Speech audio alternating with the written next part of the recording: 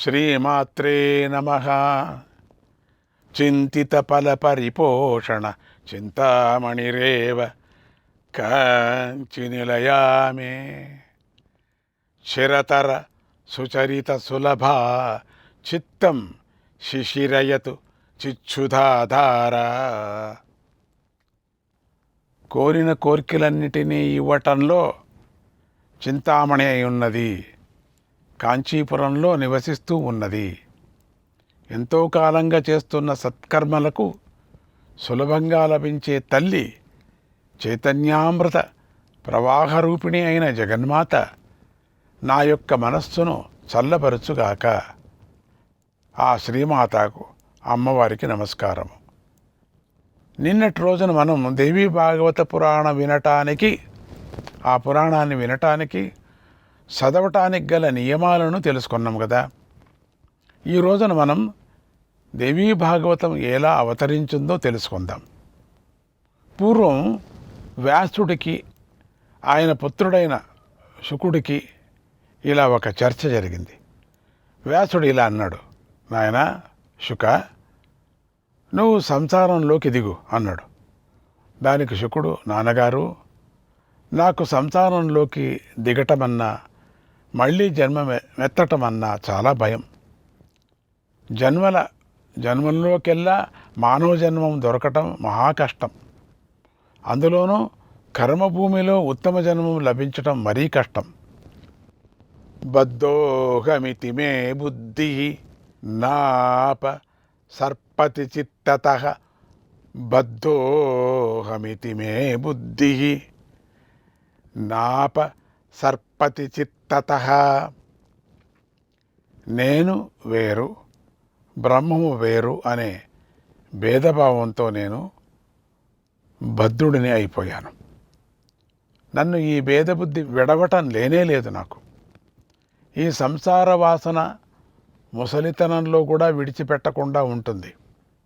అందువల్ల నాకు ఆ సంసార గొడవ చెప్పకండి అన్నాడు. ఆ మాటలు వ్యాసుడు విని శుకుడితో, పుత్ర, నేను అమ్మ కథను వ్రాశాను, అదే దేవీ భాగవతం. దానిని మునులందరూ మెచ్చుకున్నారు. అందులో సత్యమైన విషయాలు ఉన్నాయి.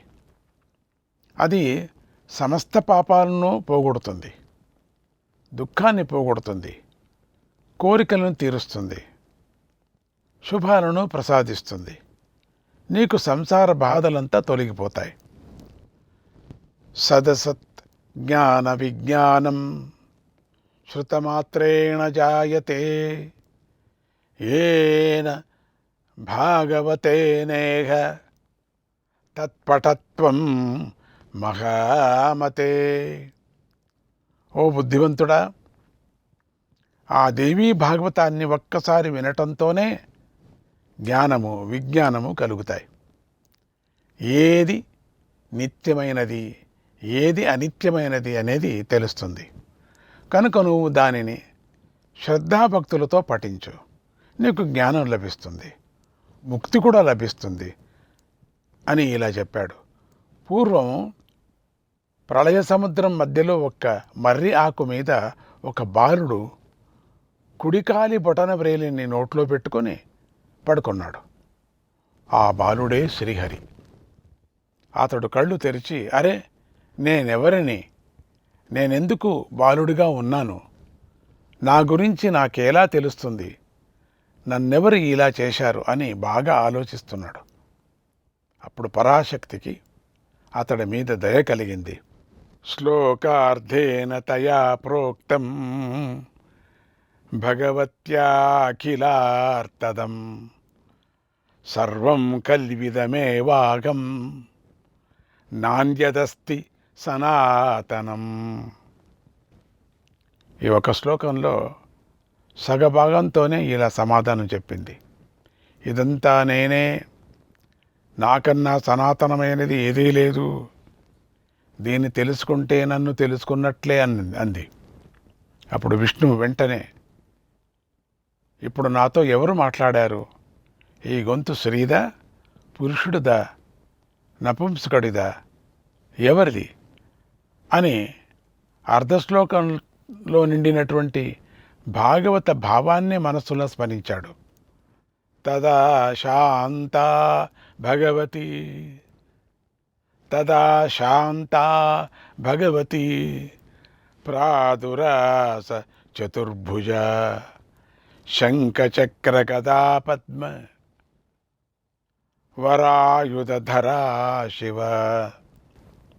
అప్పుడు ఆ భగవతీదేవి శాంత స్వరూపంతో విష్ణువు ఎదుట ప్రత్యక్షమైంది. ఆమె 4 చేతులతో శంఖము, చక్రము, గద, పద్మము, వరాయుధాలను ధరించింది. ఆమె ముఖం చంద్రబింబంలాగా ఉంది. ఆమె కళ్ళు విశాలంగా ఉన్నాయి. ఆమె చిరునవ్వు నవ్వుతూ ఉంది. ఆమె ధరించిన బంగారు పట్టుచీర మెరిసిపోతుంది. ఆమె సత్వరూపంతో ఉంది. అంతేకాకుండా ఆ తల్లి చుట్టూ బుద్ధి, మతి, కీర్తి, స్మృతి, రతి, భూతి, ధృతి, శ్రద్ధ, మేధ, స్వాగ, నిద్ర, క్షుధ, గతి, దృష్టి, పుష్టి, క్షమ, లజ్జ, జృంభ, తంద్ర అనేటువంటి శక్తులున్నాయి. అమ్మవారు మహాలక్ష్మి స్వరూపంగా ఉంది. హరి ఆ శక్తిని చూసి ఆశ్చర్యపోయాడు. అంతలోనే ఇలా మళ్ళీ విచారించాడు.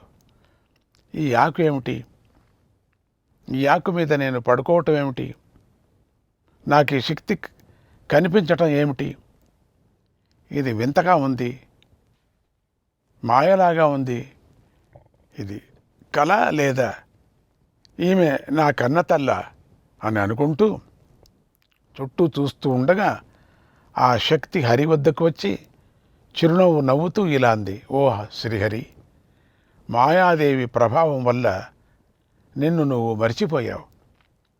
ప్రళయ సమయంలో ఆ మహాశక్తి నిర్గుణ రూపిణిగా ఉంటుంది, తేజోమయంగా ఉంటుంది. ఆమెకు నేను సగుణాకారం కలవాళ్ళం అందరూ కూడా. నువ్వు సాత్వికుడివి, నేను సాత్వికిని. నీ నాభికానంలోంచి బ్రహ్మదేవుడు రజోగుణంతో పుడతాడు, సమస్త లోకాలు సృష్టిస్తాడు. అలాగే అతడి నుదురు నుండి తామస గుణాలతో రుద్రుడు పుడతాడు. ఆ తర్వాత బ్రహ్మదేవుడు సృష్టిని తయారు చేస్తాడు, దానిని నువ్వు పరిపాలిస్తావు. రుద్రుడు దానిని హరిస్తాడు. ప్రపంచాన్ని రక్షించే బాధ్యత నీకు ఉంది కదా. అప్పుడు నీకు సహాయం అవసరం, నా అండ నీకు అవసరం. నేను సత్వశక్తిగా ఉండి నీకు సహాయం చేస్తాను. అందుచేత నన్ను నువ్వు స్వీకరించు. నేను నీ వక్షస్థలం మీద ఎప్పుడూ ఉంటాను అంది. అప్పుడు శ్రీహరిదేవి, నువ్వు కనిపించే ముందుగా నాకొక శ్లోకం వినిపించింది. అదెందుకు వినిపించింది? దాన్నెవరు నాకు చెప్పారు? నాకు ఆ విషయం చెప్పు అని అడిగాడు.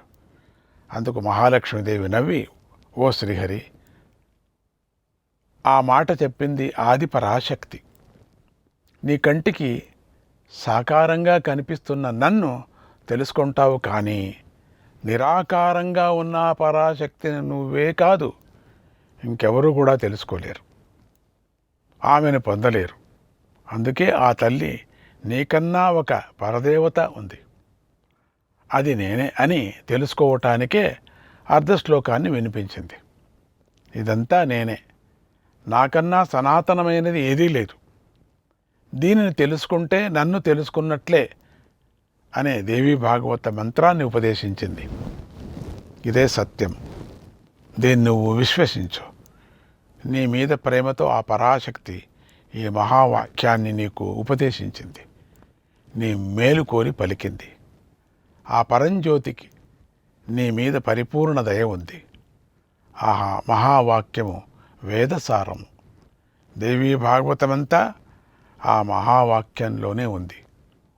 ఆ మహావాక్యమే తెలుసుకోవలసింది ఉంది. ఆ మహావాక్యమే శుభమైనది, పుణ్యకరమైనది. దానికన్నా తెలుసుకోవలసింది ఈ 3 లోకాల్లోనూ లేదు. నువ్వు ఆ పరాశక్తికి ఇష్టమైన వాడివి. ఆమె దేవీ భాగవతాన్ని నీకు ఇచ్చింది కనుక రక్షణీయం సదా చిత్తే న విస్మార్యం కదాచన. రక్షణీయం సదా చిత్తే న విస్మార్యం కదాచన. ఆ మహావాక్యాన్ని ఎప్పుడూ నీ మనస్సులో ఉంచుకో. దాన్ని ఎప్పుడూ మరిచిపోకు. మననం చేస్తూనే ఉండు, ధ్యానిస్తూ ఉండు, పఠిస్తూ ఉండు. దానివల్లనే నీ కోరికలన్నీ సిద్ధిస్తాయి అని పరాశక్తి నీకు ఉపదేశించింది అన్నది లక్ష్మీదేవి.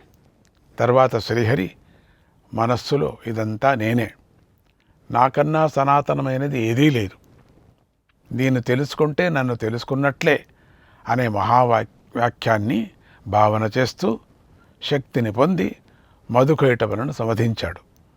తర్వాత ఆయన ఈ మంత్రాన్ని బ్రహ్మదేవుడికి ఉపదేశించాడు. బ్రహ్మదేవుడు నారద మహర్షికి ఉపదేశించాడు.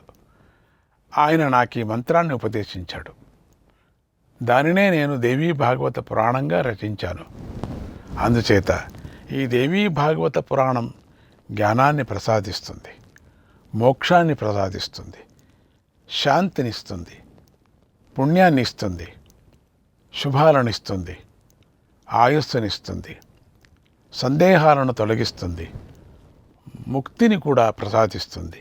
అందుచేత అమ్మవారు పలికిన మహావాక్యమైన ఈ దేవీ భాగవతాన్ని నువ్వు చదువు, మోక్షము నీ చేతుల్లో ఉంటుంది అని వ్యాసభగవానుడు శుకుడికి ఈ దేవీ భాగవతాన్ని ఉపదేశించాడు. ఈ విధంగా దేవీ భాగవతం అవతరించింది. కనుక శ్రీ మహావిష్ణువులాగానే మీరు కూడా దీనిని మనస్సులో ధరించి భావన చేయండి. ఇదంతా నేనే, నాకన్నా సనాతనమైనది ఏదీ లేదు, దీన్ని తెలుసుకుంటే నన్ను తెలుసుకున్నట్లే అనే మహావాక్యం మీదే మనస్సు పెడితే, ఆ వాక్యం మీదే మనసు పెట్టాలా, మనము చెప్పుకున్న ఫలాలన్నీ మీకు లభిస్తాయి. పరాశక్తి అనుగ్రహం మీపై ప్రసరించుగాక అని ఆశీర్వదిస్తూ శ్రీమాత్రే నమః.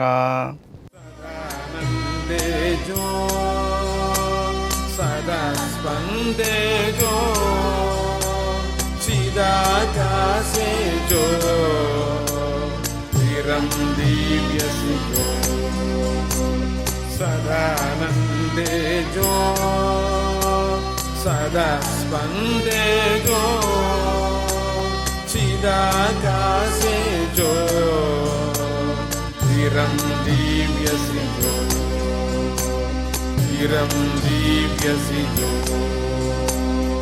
చిరం దివ్యసి జో.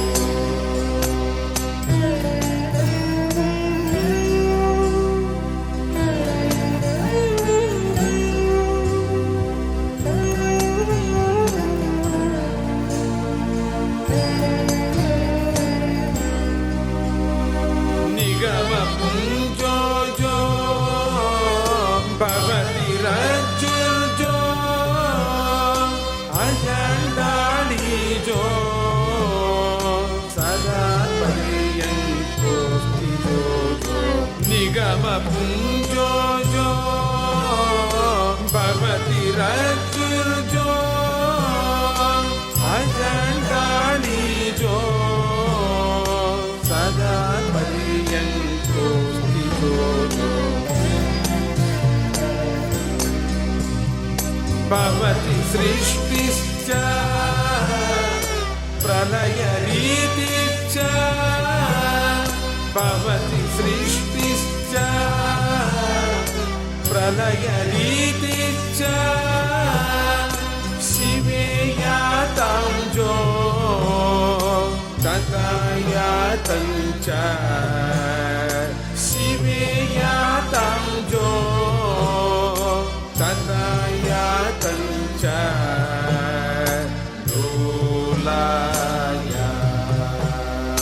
దోలాయ సదానందే జో సదా స్పందే జో